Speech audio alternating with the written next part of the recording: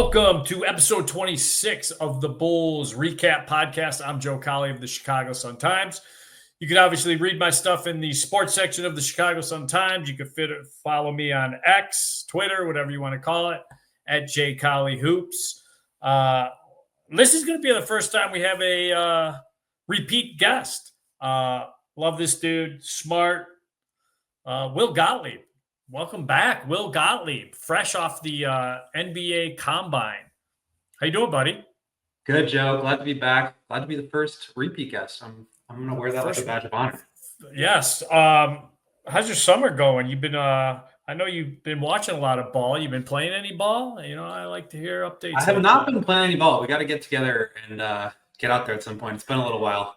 But yeah, watching a lot of ball, going to the Combine, doing the podcast. I've been busy. Here's what I've learned this summer. Older people are going to tell you it's great to get old because you get wisdom. It's complete bullshit, trust me, because the legs are shot.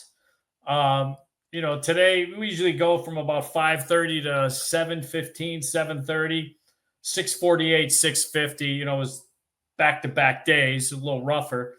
They're gone. The legs are gone.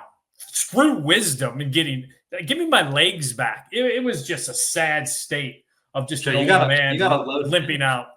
Yeah, exactly. So fresh off the Combine, let's start there.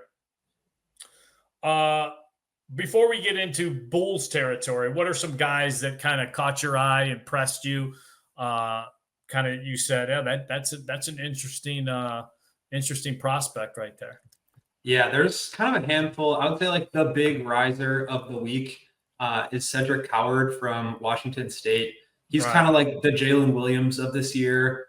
Similar build, similar wingspan, height, all that stuff, but a little bit older, kind of came on late and has just been like rocketing upwards. He's someone that like I honestly could see going towards the back end of the lottery. So he might even be in Bulls range when like a week ago he was maybe a second round pick at best. So he's a big one. And then all the names that, everybody else has heard, Colin Murray-Boyles is going to be in that Bulls range. Carter Bryant is going to be in that range. I think Malawach and Queen are probably going to be off the board by the time the Bulls pick at 12, but those are probably some of the names to watch. The thing, Malawach and Queen are kind of the perfect remedies.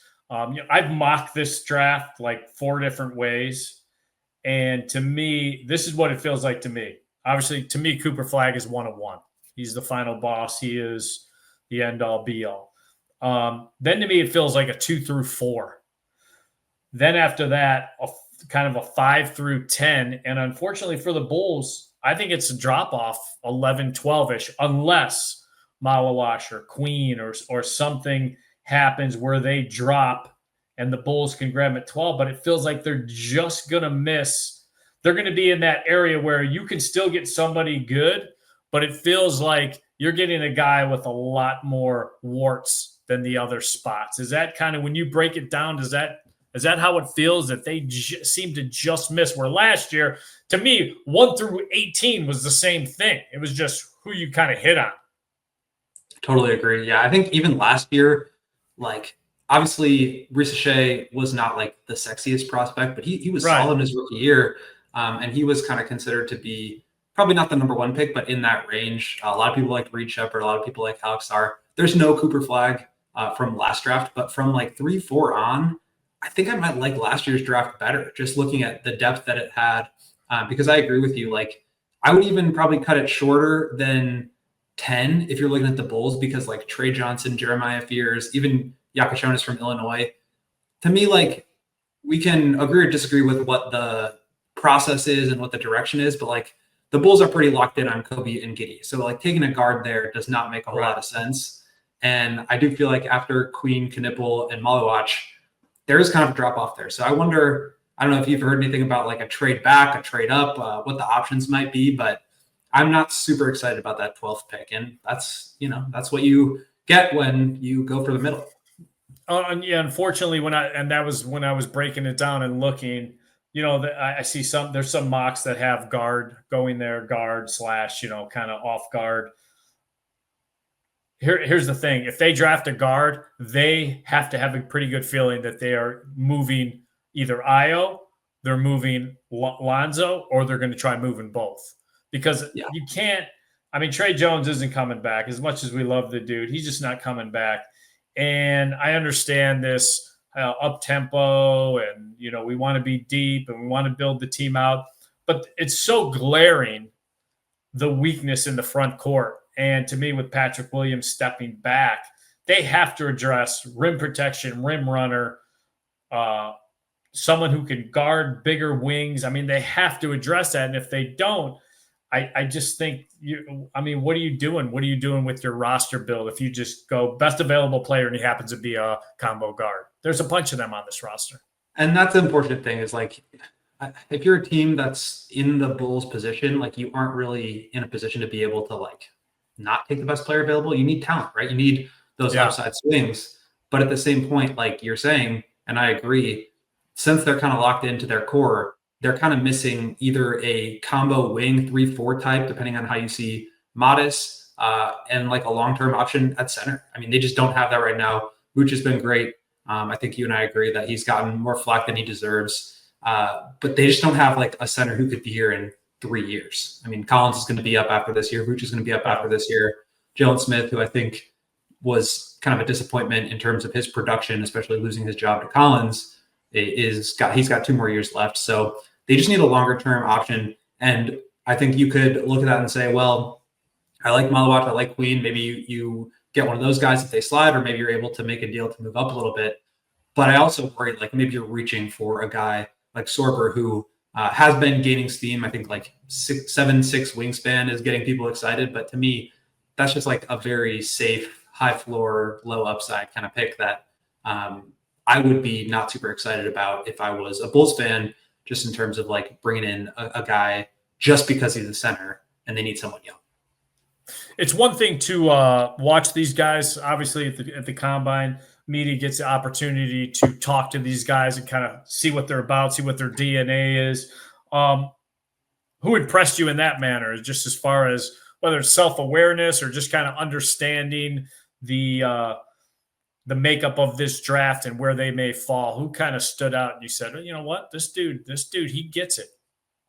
I really liked Howard. That's another reason why I felt comfortable kind of moving him up, just because he interviewed so well. He kind of understood what he needs to do. He understood his limitations. And I really appreciate like self-awareness and IQ when it comes to like, what can I do to be a better basketball player? I just said that I wasn't super excited about him, but Thomas Sorber, I thought interviewed really well. He was kind of just, it's crazy how young these guys are. Even like, just, Derek Queen looks like a child. He's got a baby face. Sorber, he looked like a child. If Sorber was sitting down, like you'd think he was 12, 13 years old. Like he's just so young. But he interviewed really well. I thought Carter Bryant interviewed well. I think Carter Bryant's a guy that like could fit that 3-4 wing, 3 and D. Like he's not going to, he talked about how he wants to do a little bit more with the ball in his hands and be more of a creator. I think that's what he should be saying. But I think if you are banking on him just coming in, playing a role, being good at, 3-point shooting and defense, guarding 3s and 4, he could kind of slot between Modis and Giddey and Kobe in that wing room, and I think be a pretty productive player. So that was a guy who kind of impressed me with his interview, and I also think he would check a lot of boxes for the Bulls in terms of upside, need, athleticism, youth, all of it. And that's the thing people have to understand. The evaluation process between college and the NBA is probably as vast and wide a gap as it's been in decades, just for the simple fact of where the NBA is right now as far as just spacing and the way the game's being played, and where the college game is, where it's just overcoached and everything is kind of monotonous. Each set is monotonous.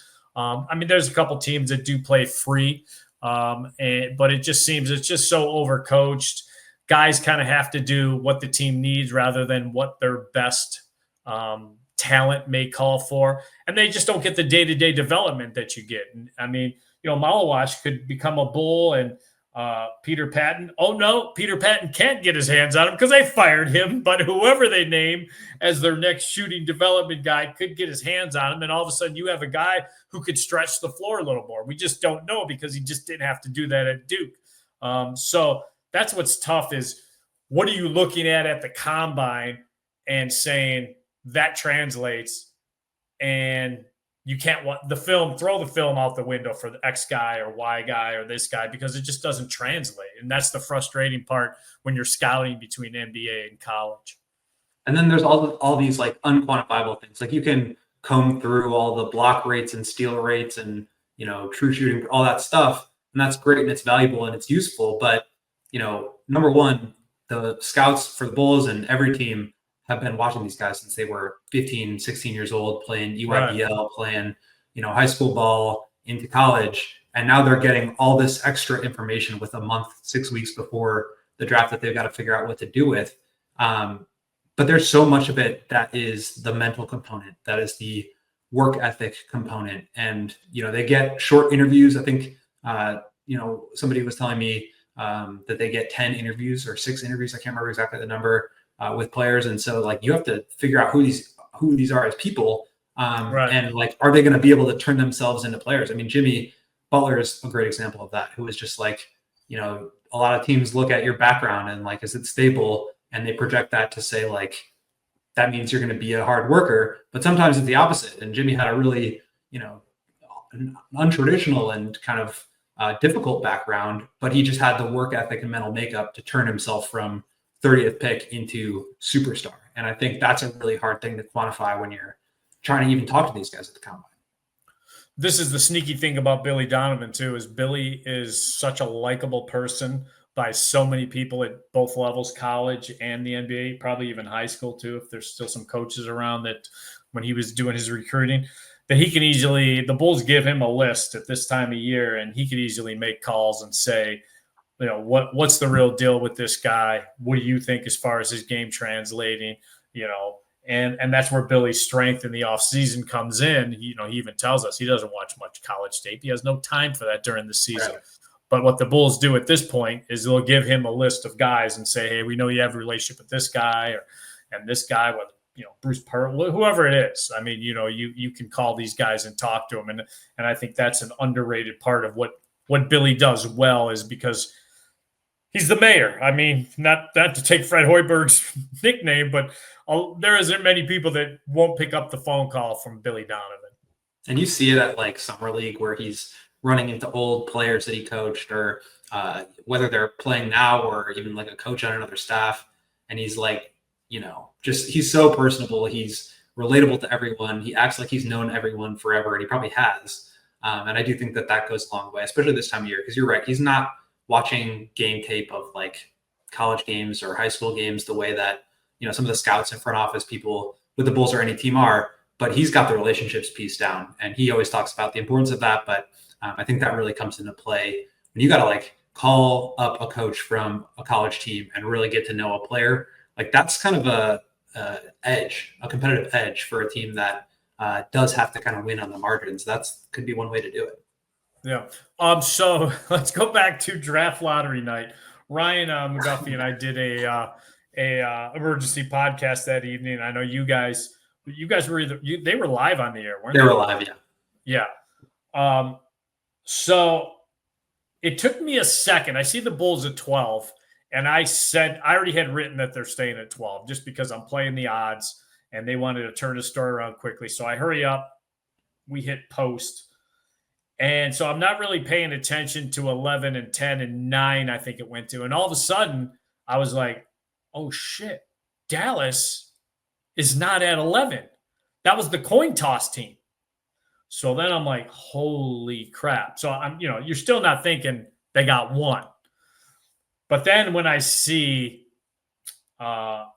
Philadelphia and San Antonio disappear, and now you know who's in the top 4, I was like, oh my God, this could not have worked out worse for the Bulls because Arturas could have beat his chest and said, see, it was a team that finished right where we did that captured number 1. Okay, but it wasn't you guys. But B, if they would have at the trade deadline, and I'm not saying shut it down, and you and I are on the same page. They were never going to finish in the bottom 3 and get the 14%. It just never was going to happen, nor did I ask for it to happen. None of us did, because you had to showcase certain guys, and I got that. But there was no reason why you couldn't have upped your odds more after you traded Zach LaVine. Then they went on that little losing streak, and then you see Philadelphia. Oh, Joel Embiid, probably maybe could have played through if he's a playoff team, but instead they're just going to go and shut him down, have surgery. And San Antonio, obviously the Wemby thing, but still, not that those teams flat out just went full tank mode, but they didn't do much to win.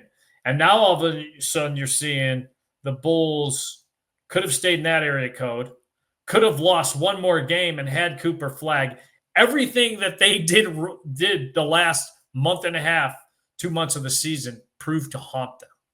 So you're watching this, and were you like the same reaction to me, where you're just like, holy shit, this is breaking completely as bad as it could for Arturas? It really did. And look, I'll just give you the lay of the land of the actual lottery room first. I was in there sitting with Julia Poe from the Tribune, Drew Stevens from the Bigs, and we're watching as, basically they're doing the broadcast live. So we hear the same thing you're hearing on ESPN broadcast, but we're just in the room for it. And, it goes pretty quick. So they say 15, 14, or 14, 13, 12 Bulls. I'm tweeting it out, trying to get that information out, as soon as possible. And I kind of missed that Portland, I think it was Portland, right? Who moved back to 11. It didn't register because I was thinking about it. It did register for me for 3 picks. Yeah. And then I'm thinking to myself, Dallas, it didn't get called. They must have moved up. And then the coin flip occurred to me, and I'm tweeting it out. And then I hear my name being called from 3 rows behind me, Will. And I look, and it's Sam Smith, and he goes, the coin flip. And I said, I know, I cannot believe they just by 0.1%. So really just unfortunate in terms of luck and outcome. But I'll say this, whether they moved back to 14 and 2 teams jumped them, stayed at 12, moved up, that's just results-based, evaluating, right? And really, they set themselves up for this based on their process. If they were going to be bottom 3, that needed to start last summer, right? That was don't trade for Giddey, trade for a draft pick. Really strip it down so that you're not even giving yourself a chance to win enough games to not be in that mix. And then you have another opportunity at the trade deadline, which you just mentioned. After you trade Zach, you've got a chance to pack it in. And then maybe you finish 8th, and that's the team that moves up. But either way, it's this team was not building that way. We can agree or disagree with that process, but that's what the process was. And so whether they stayed or moved up or down, this team is building to be a play-in team. That's what they want to be. And so I think you have to live and die with whatever outcomes you end up with, because that's the process. Here's I was frustrated when the season, people think that because, well, especially me, because I am very sarcastic and very like to stir it up on Twitter, that I'm anti-Bulls, which is not the case, because the bottom line is, and you and I have talked about this, I've talked about this, when the Bulls are doing well, the paper's doing better, CHGO is doing better. I mean, across the board, it helps all of us. But at the same time, we have to be honest with our readers / watchers / whatever it is. And so I left the season kind of just bitter, just pissed with their whole process this season and not knowing how much it would blow up in their face on draft night. But then as I'm watching these playoffs have been a complete finger pointing at Arturas of just how wrong he is doing things.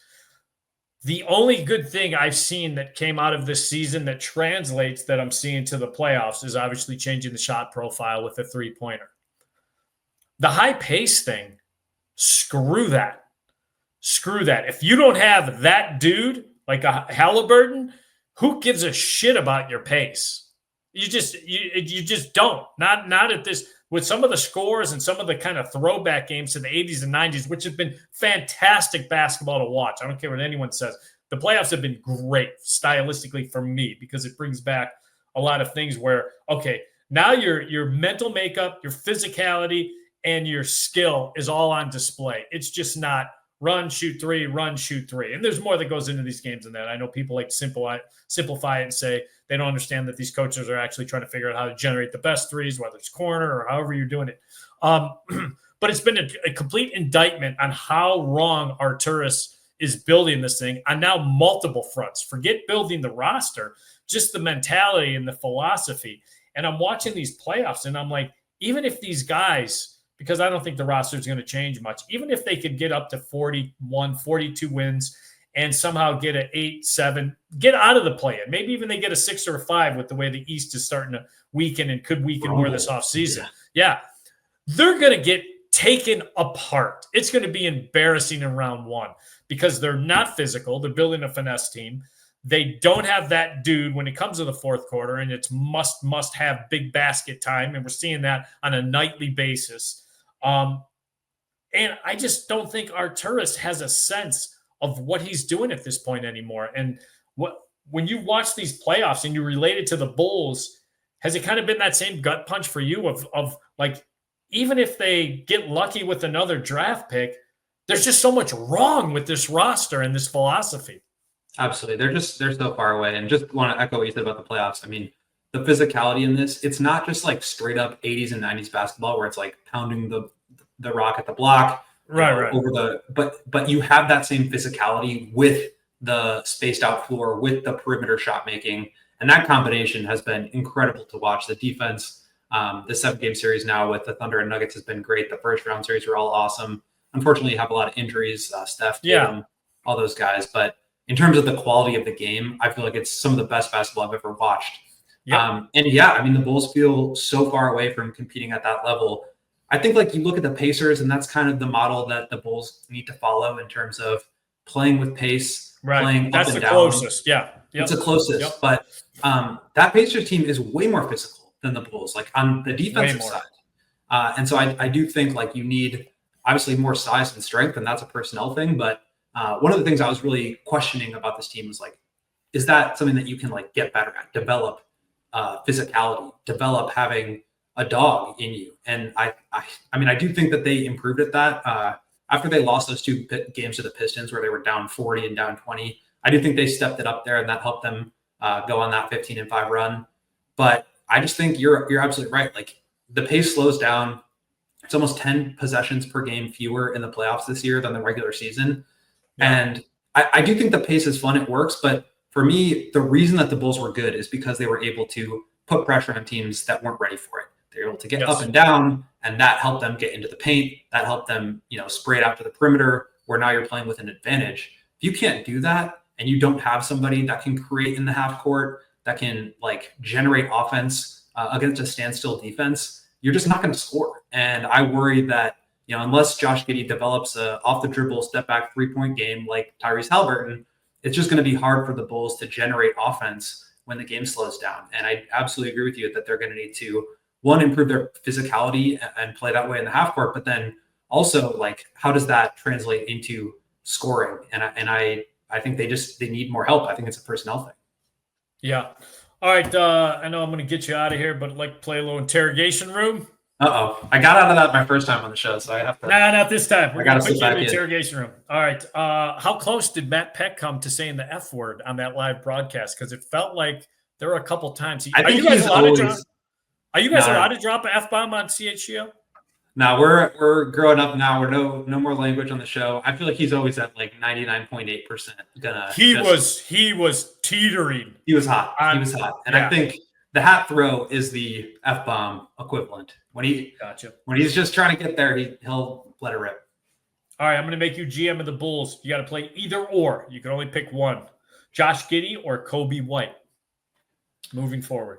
Ooh, that's tough. I think Kobe, but for me, but I also think that the Bulls won't choose between the two. I think they're going to keep them both. Lonzo Ball or Trey Jones? You get to keep one. That's a really tough one. I just don't think you can count on Lonzo's health long term. I know it wasn't the knee that held him out this year.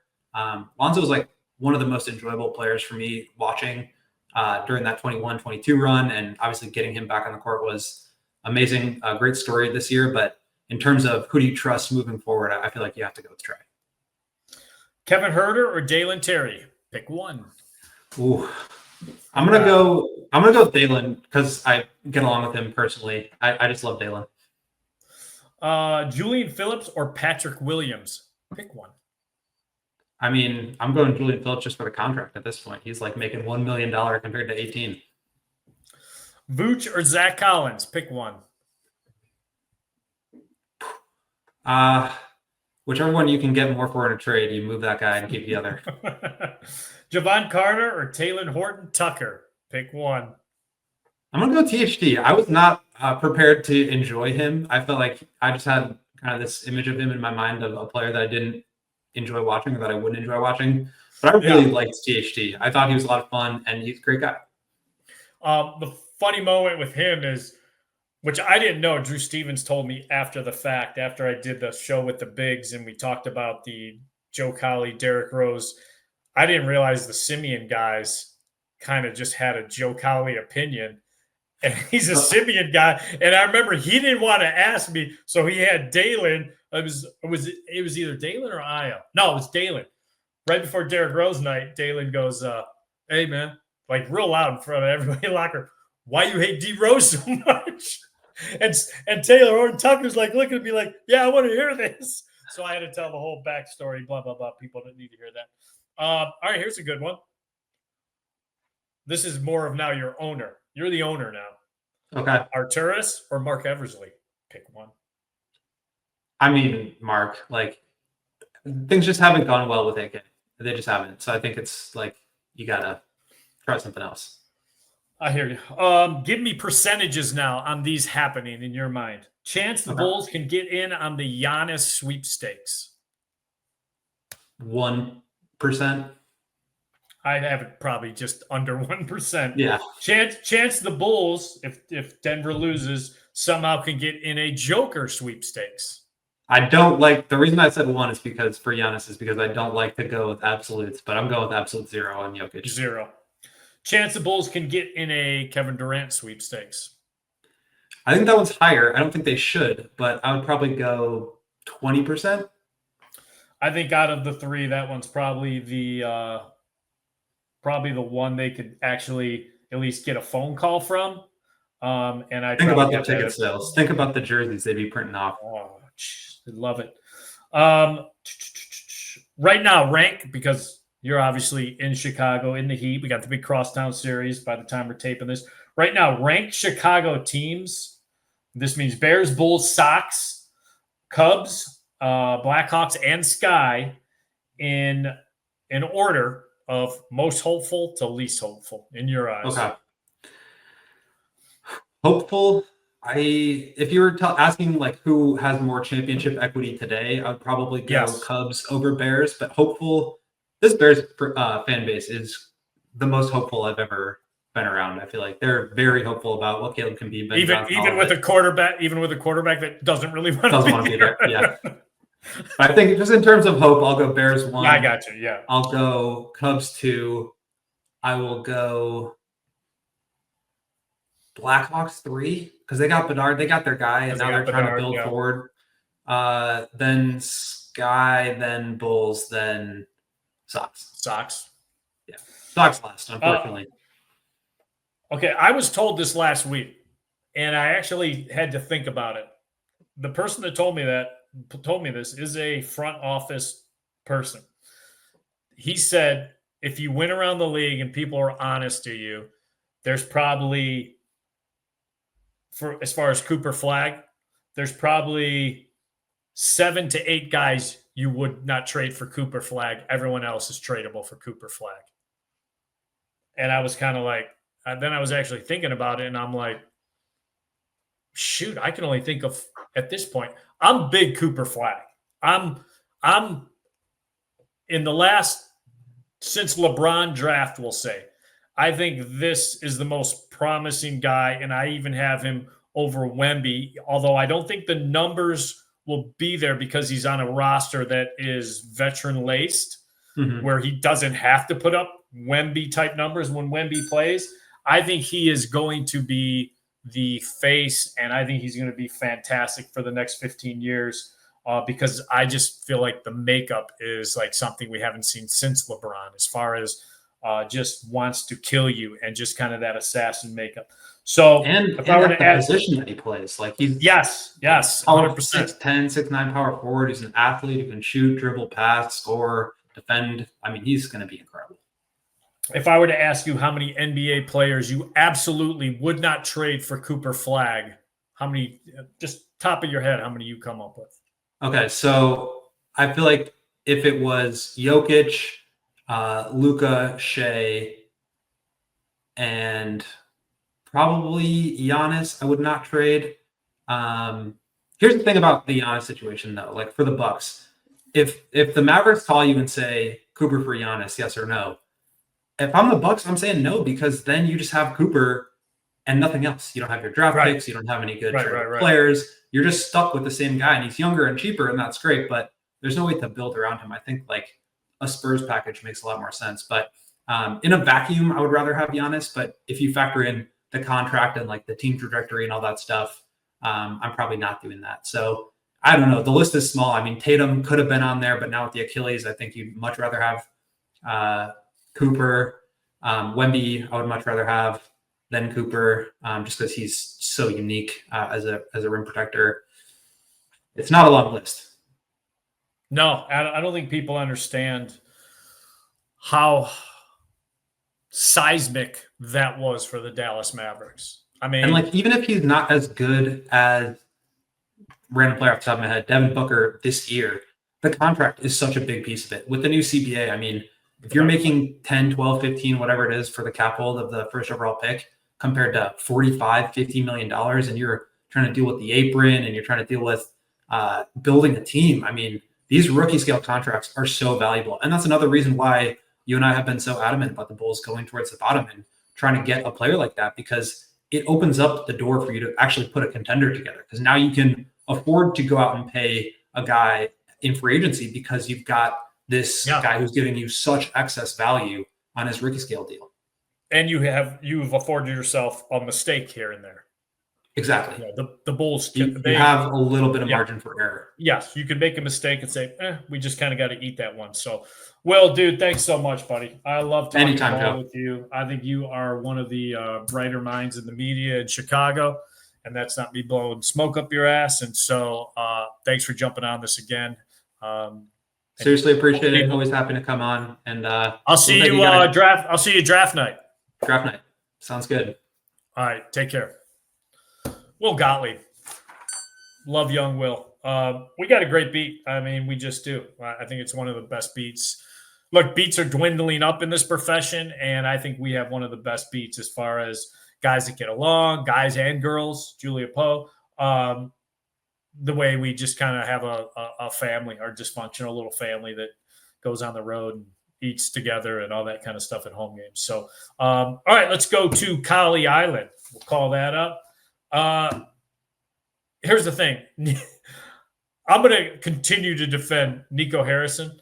And everyone's saying, oh, Nico got bailed out. All right, first of all, Nico did not willy-nilly go and trade Luka Doncic to the Lakers without ownership or ordering the code red. How you want to argue, well, why didn't he open it up for more bidders? You can go ahead and do that. That's fair. But the idea that this guy just went rogue and ownership didn't know anything about it, let alone ownership didn't order it and say, this is the code red, find a place for Luka because we don't want to spend the $300 million in the Supermax and do all that for a guy that we don't trust as far as physical conditioning and all that kind of stuff. And that's why I was so happy for the Mavericks organization and for him specifically on draft lottery night. I like GMs that aren't afraid to not only think outside the box, but take a big swing. And this dude took as big a swing as it comes with the Luka trade. People could argue terrible at bat for him, terrible idea. That's all fair. But this dude for the last couple of years has been taking big freaking swings. He's got a set of onions on him. So I love the fact that the basketball gods, and it's not rigged because this is a billion-dollar business, and the NBA doesn't want to build the epicenter of their basketball product in the state of Texas. Trust me. If they really could fix this thing, it would have been fixed to a different place. So the idea that this is fixed is ludicrous.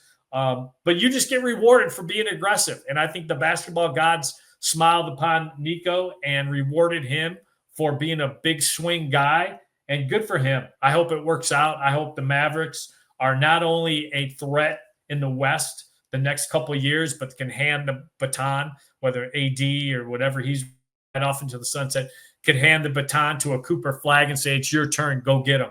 I think it's fantastic. And, I love guys that take big chances. So good for him. All right, the list, and then I'm going to get us everybody out of here.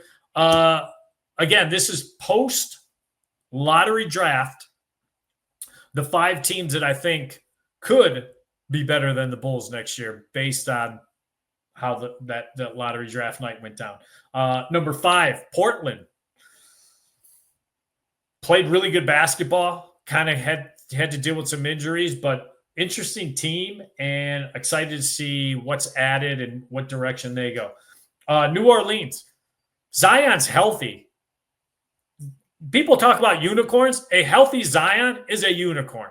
So right there. Plus, they're going to add another important piece in this draft. Excited to see where they are. Obviously, Dallas. They finished with the same record as the Bulls. They're way better than the Bulls. Much better situation, way better than the Bulls. Then the other 2 teams that were below the Bulls, Toronto is adding another player. And I think with what they did, Ingram kind of shut him down afterwards. He had some injuries. They already have Scotty Barnes locked up. I like where they're headed, and they're going to obviously add a unique piece on draft night.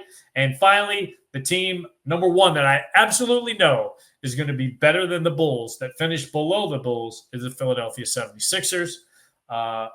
Whoever they get, however they get it. You could just see this coming. A healthy Joel Embiid, Maxey. People forgot McCain got hurt. And they're adding a top 3 piece.